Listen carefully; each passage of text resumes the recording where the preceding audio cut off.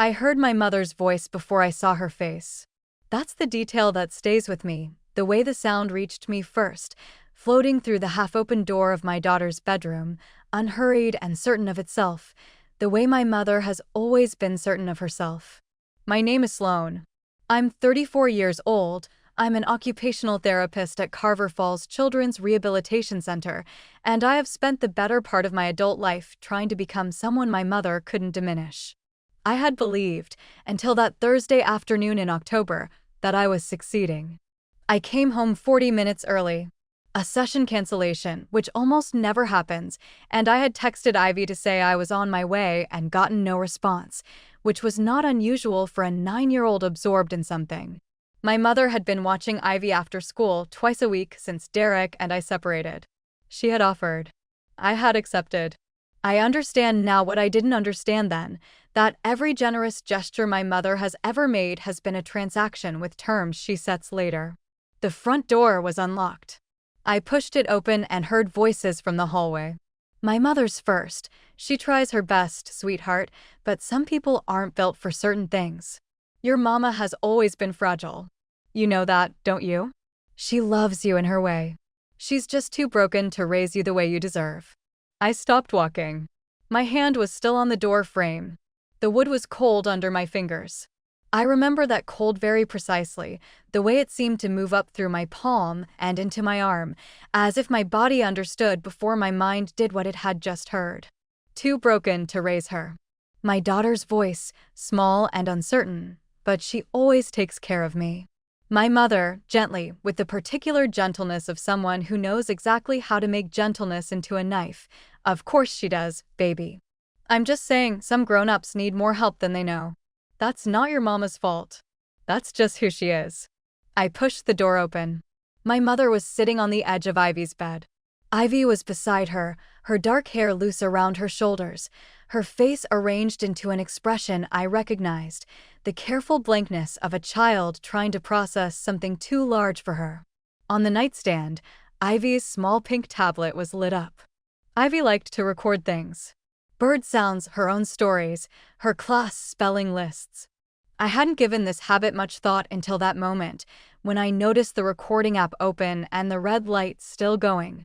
My mother saw me and her expression moved through 3 things very quickly: surprise, recalibration, and then the warm, seamless smile she uses the way other people use furniture, for structure, for comfort, for filling necessary space. Sloane, you're early, sweetheart. Ivy looked at me.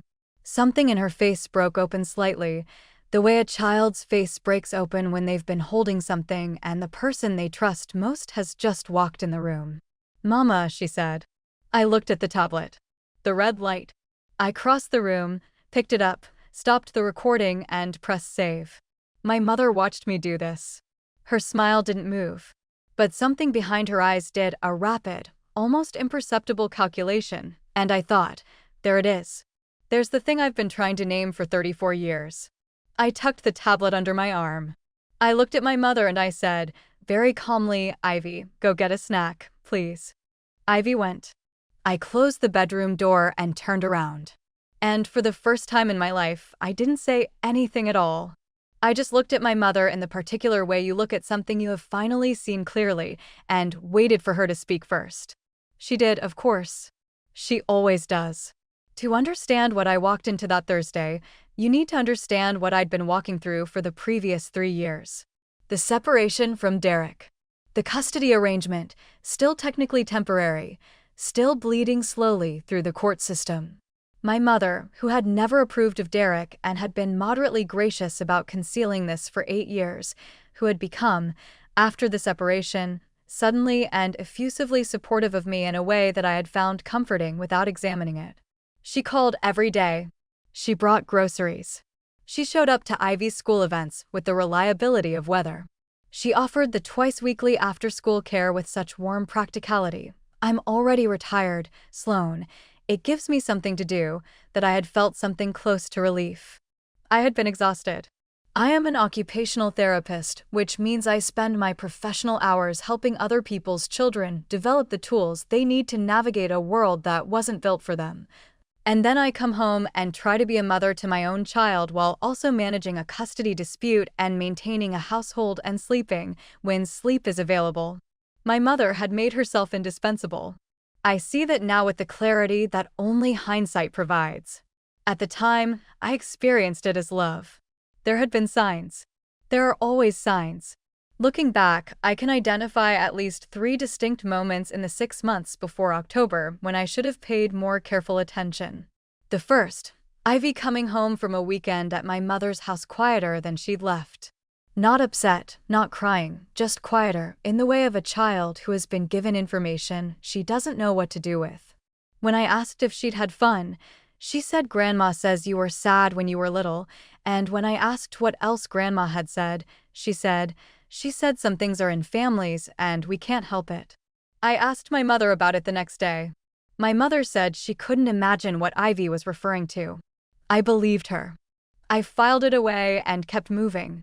The second, a phone call with my friend Pam, 2 months before October, in which Pam mentioned, very carefully, that she'd run into my mother at the pharmacy and they'd had a conversation. About what? I asked. She was asking about you. About how you're doing. Whether you seem stable. I felt a small cold thing move through my chest at the word stable. I asked what Pam had said. Pam said she'd said I was doing great. I thanked her. I let it go. The third, a moment at Ivy's birthday party in August, when I overheard my mother say to my Aunt Carol, not realizing I was behind her, she's managing, but you know how Sloane is, she holds things together until she doesn't. I stood behind the refrigerator door for a moment. Then I came around it and handed my Aunt Carol a glass of lemonade and smiled, and my mother smiled, and no one said anything. I have stayed silent when my voice would have changed everything. I know this. I have known it my entire life as a kind of low-grade awareness, the way you know about a crack in a wall without looking at it directly. My mother trained me out of speaking. Not through cruelty, through something more sophisticated. Through the consistent experience that when I said difficult things, they were gently repositioned as evidence of my instability. That my perception was fragile. That I tended to read things wrong. That she was only trying to help.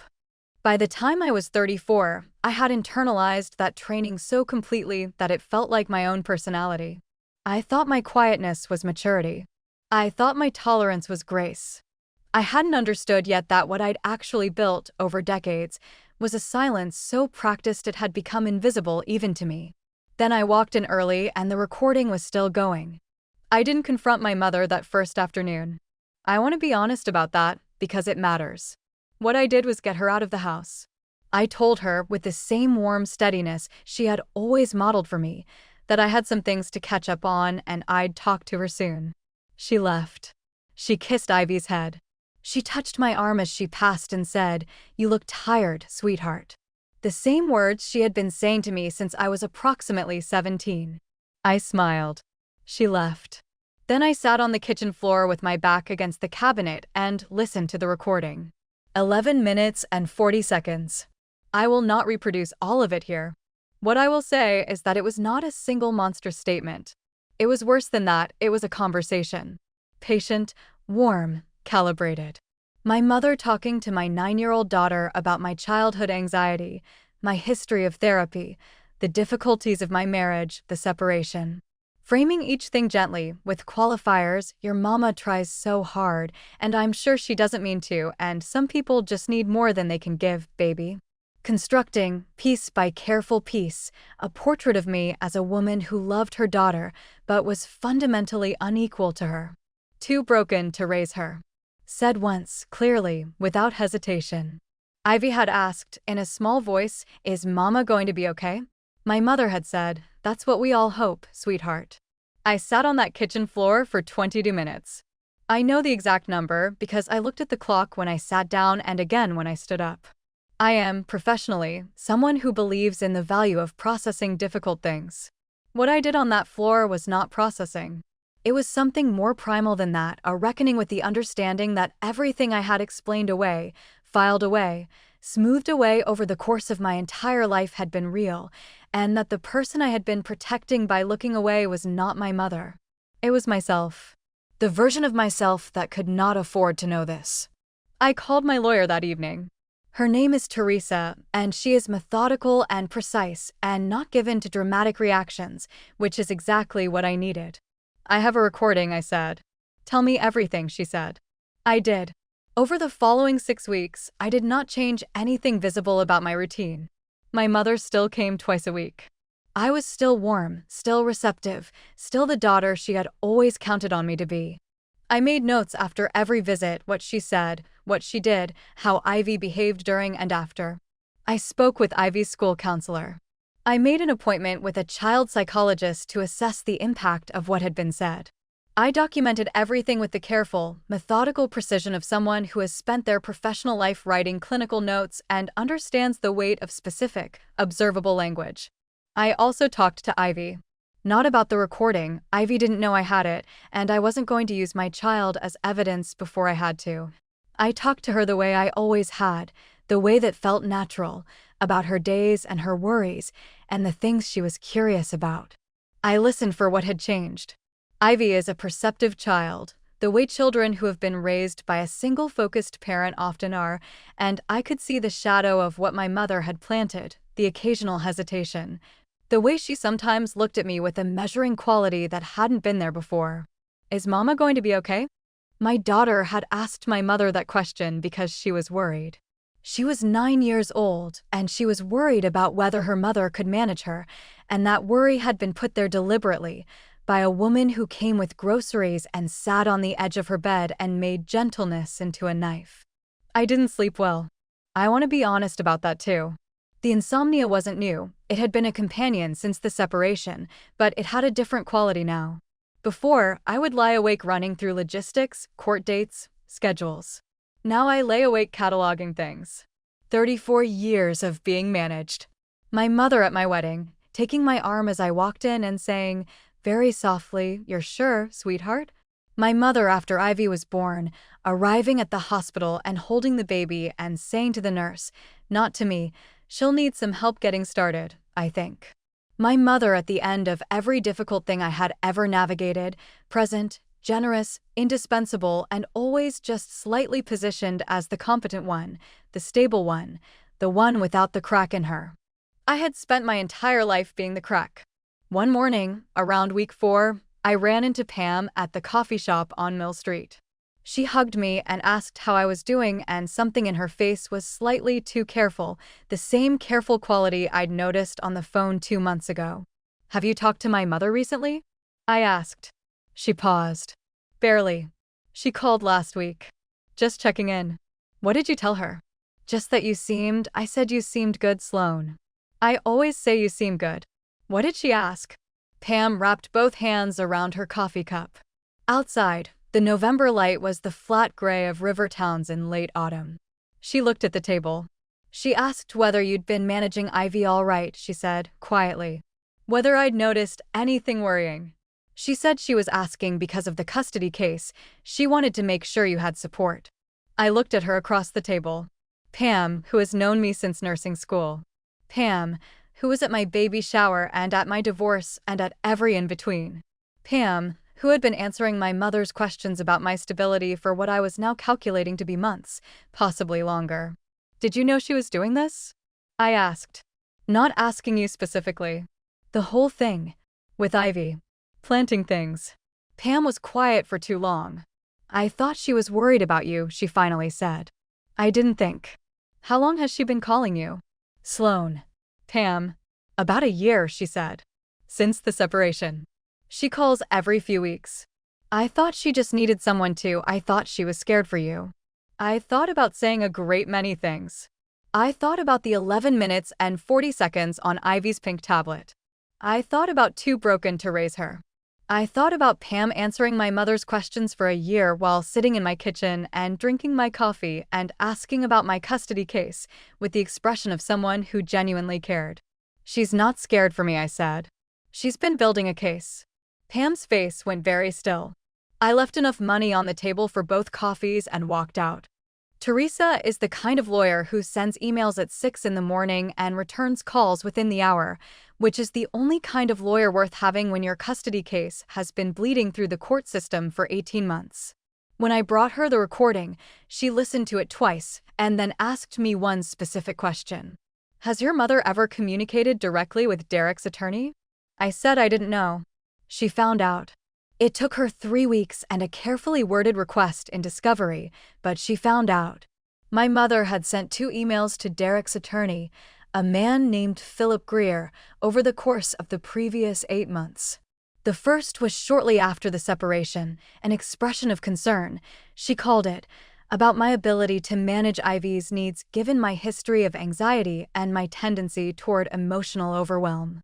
The second, 5 months later, included a reference to a specific incident, a night when I had called my mother crying, unable to get Ivy to sleep, exhausted and overwhelmed, and my mother had come over and helped me, and I had been grateful for it.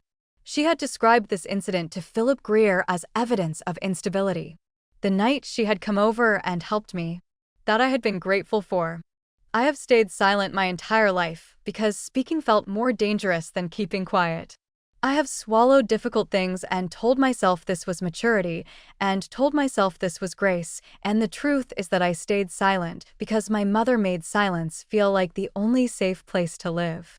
She made me doubt my own perceptions so consistently, over such a long period of time, that I couldn't trust the ground under my own feet.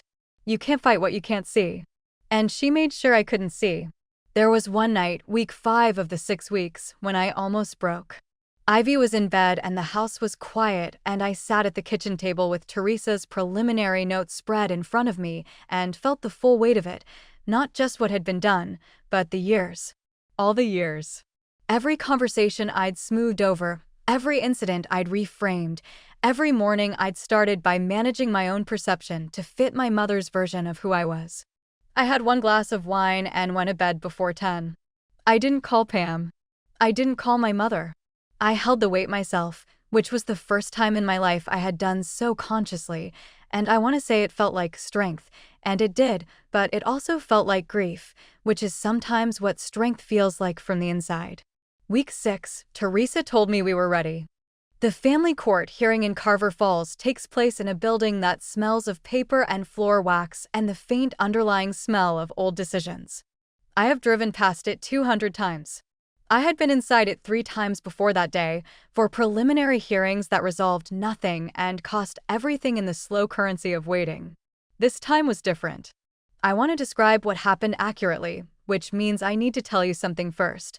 I went in expecting myself to be afraid. I have always been afraid in rooms where I have to speak, particularly rooms where my mother is present. Fear has been my baseline for so long that I mistook it for my natural state. She was seated across the room with her attorney, a man named Howard who had a pleasant face and bad posture.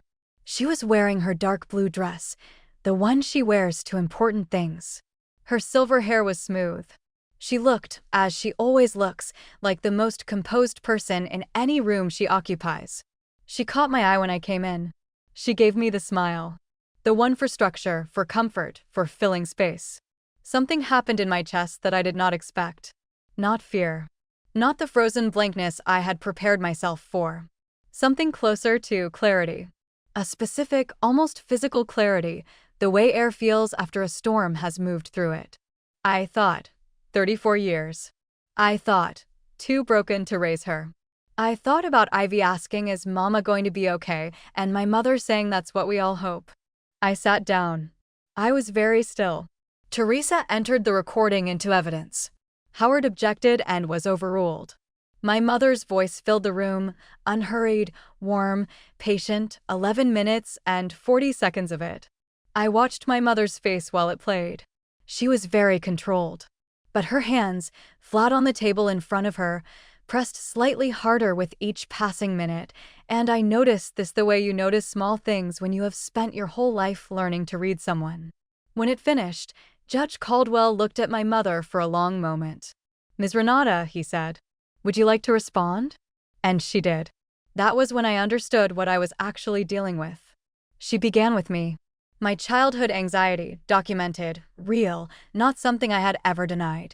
My history of therapy, which she framed as instability rather than self-awareness. The night she came over to help with Ivy, her version, in which she arrived to find me incapacitated, unable to function, the child crying, the situation unmanaged. She produced, from Howard's folder, a written account she had apparently prepared months ago. She produced, from Howard's folder, a printed email exchange with Philip Greer.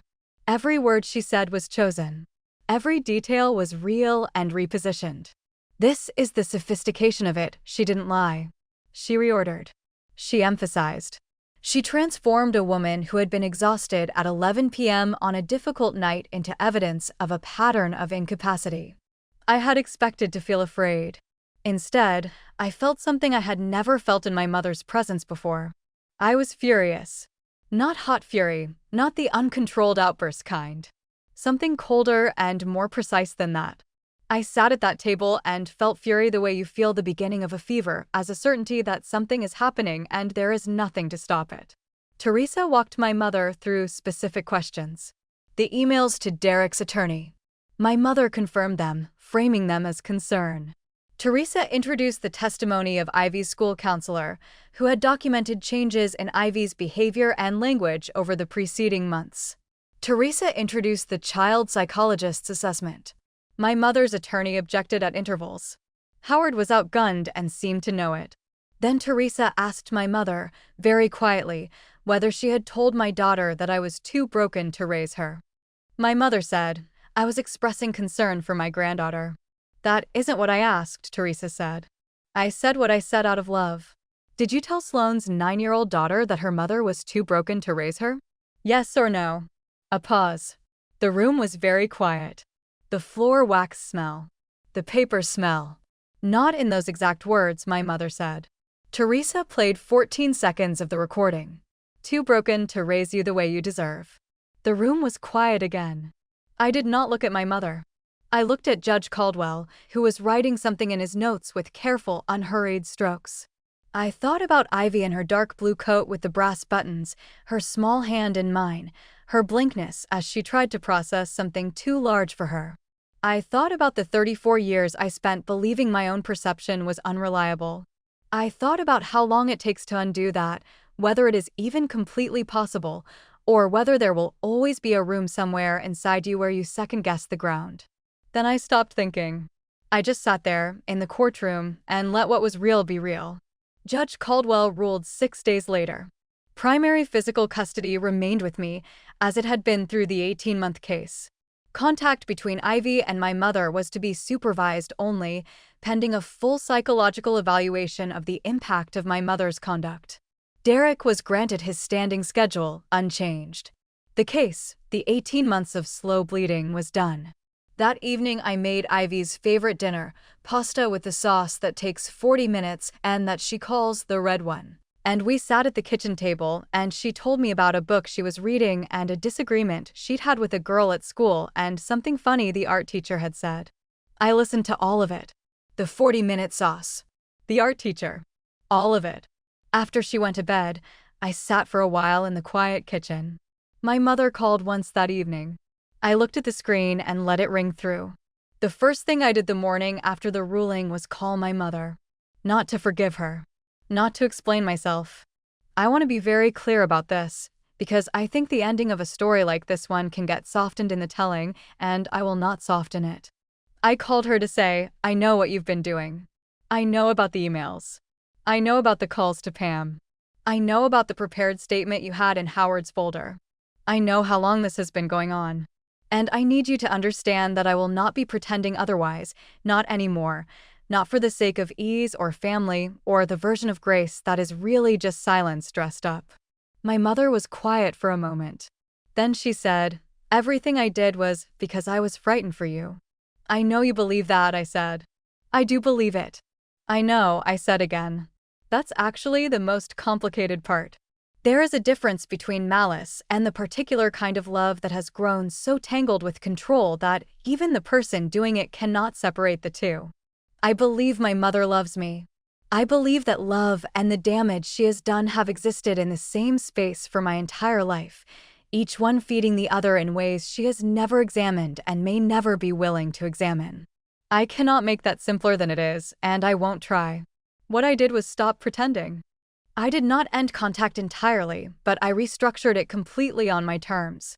The supervised visitation with Ivy, per the court order, happens once a month with a family therapist present. My mother appears for these sessions on time and is cordial.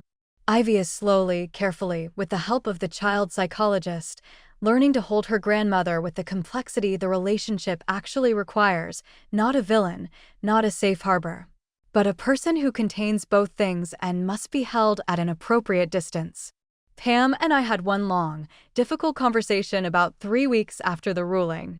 She cried. She told me she had genuinely not understood what she was participating in, and I believe this is mostly true, with the caveat that the thing about my mother is that she makes participation feel like care. Pam had believed she was supporting a worried grandmother. She had not asked the question she should have asked, which was, who benefits from these conversations? We are not what we were. I don't know yet what we will be. I am 34 years old. I have a daughter who is fierce and curious and currently very interested in birds, and I am learning to let myself be the kind of mother I actually am rather than the kind of mother who is always braced against someone else's assessment of her. These are not the same thing, and the distance between them is where I am living right now. There is a moment I think about often. It is not the recording, not the courtroom, not the 40-minute sauce. It is the moment I walked through Ivy's bedroom door and picked up the pink tablet with the red light still going. I think about how many times in the preceding years I had been in rooms where things were being said and I had left. I had excused myself, stepped away, chosen not to press. And then one Thursday in October, I came home 40 minutes early, and I was already in the room before I realized what I was hearing. Some things you can only face when you don't have time to talk yourself out of it. I keep the recording. It's backed up in 3 places. I will never listen to it again, but I keep it the way you keep a receipt for something important, not because you need to look at it, but because you need to know it's there. Ivy asked me, about a month after everything, whether Grandma Renata made me sad. I thought about it honestly, which is the only way I know how to answer her anymore. Sometimes I said, but I'm okay. Ivy considered this. Then she said, you always take care of me. She had said that to my mother. In the recording. But she always takes care of me. At 9 years old, with no evidence to the contrary, she had known the true thing and said it out loud.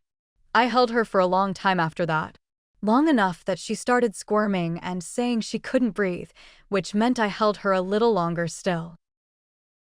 What Renata built wasn't a conspiracy. That's what makes it so difficult to name clearly. She built an ecosystem. A slow, patient, decades-long arrangement of relationships and information that all pointed in the same direction, towards Sloane as someone who needed managing, who couldn't quite be trusted with her own life, who loved in ways that were incomplete. She did this through kindness, through availability, through the specific generosity of someone who always shows up, always helps, always provides, and who keeps, very quietly, a ledger. The deepest damage in this story isn't in the recording, as devastating as that is. The deepest damage is in what came before it, the 34 years during which Sloane's own perception was systematically made unreliable to her. This is what coercive control at its most sophisticated looks like. It doesn't require cruelty. It requires only the consistent, patient, plausible reframing of reality until the person living in that reality can no longer trust their own reading of it. Sloane's flaw, staying silent when her voice would have changed things, was not a character weakness. It was a trained behavior. The distinction matters enormously. She didn't stay silent because she lacked courage. She stayed silent because speaking had been made costly in ways she couldn't fully articulate, and over time she had internalized the cost so completely that she stopped calculating it. She thought her silence was a choice.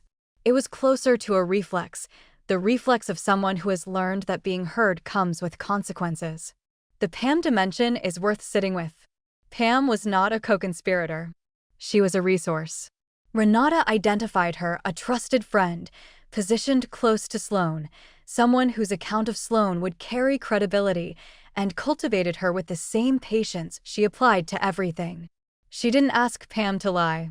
She asked Pam to share, which felt natural, which felt like care, which is exactly the point. The most effective manipulation rarely requires anyone to do anything they feel is wrong. It requires only that they do things that feel helpful while serving a purpose they haven't fully examined. What the court ruling actually resolved was not a custody dispute. It resolved, for the first time in Sloane's life, the question of whose version of reality was true. That might seem small from the outside. From inside 34 years of being told your perception is fragile, it is the only thing that matters. The ending here is not triumphant in the way that word is usually used. Sloane does not emerge healed. She emerges informed, which is a different and more sustainable thing. She knows what she's dealing with. She knows where the walls are. She can navigate by that knowledge. This is not the same as freedom from damage, but it is the beginning of something real, a life built on her own assessment of what is true, rather than her mother's. The final question this leaves behind is one about the long aftermath. What happens to a child who is told, at 9, that her mother was too broken to raise her? Ivy said the true thing, but she always takes care of me. That instinct is precious and must be protected. And protecting it will be the work of years, not a single court ruling. The thing I keep returning to is that pink tablet with the red light still going. Ivy recorded things. Bird sounds, spelling lists, her own stories. She hadn't set out to capture any of this.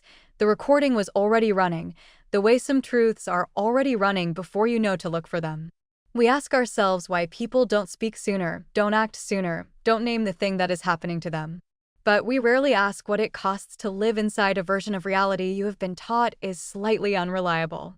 When someone spends years making you doubt your own perception, the greatest act of courage isn't the confrontation.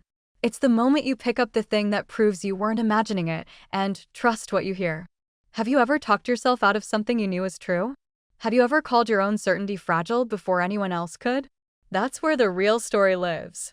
Not in the dramatic moment, but in all the ordinary moments before it, when the truth was available and the silence felt safer.